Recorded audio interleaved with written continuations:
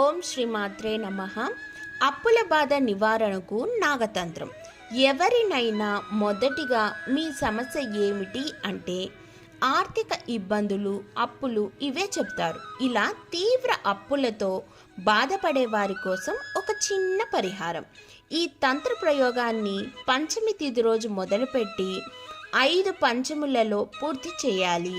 కృష్ణపక్ష పంచమి లేదా శుక్లపక్ష పంచమి ఏదైనా పర్వాలేదు.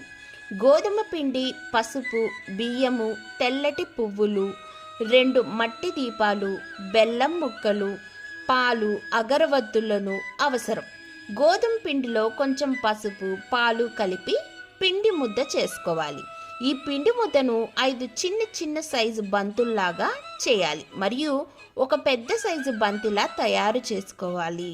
చిన్న బంతులను ఉపయోగించి చిన్న నాగ ప్రతిమలను, పెద్ద సైజు బంతిని ఉపయోగించి పెద్ద నాగ ప్రతిమను చేయాలి.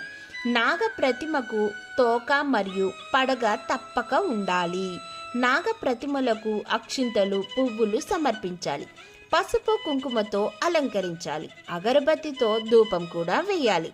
ప్రమిదలలో నువ్వుల నూనెతో దీపం వెలిగించాలి.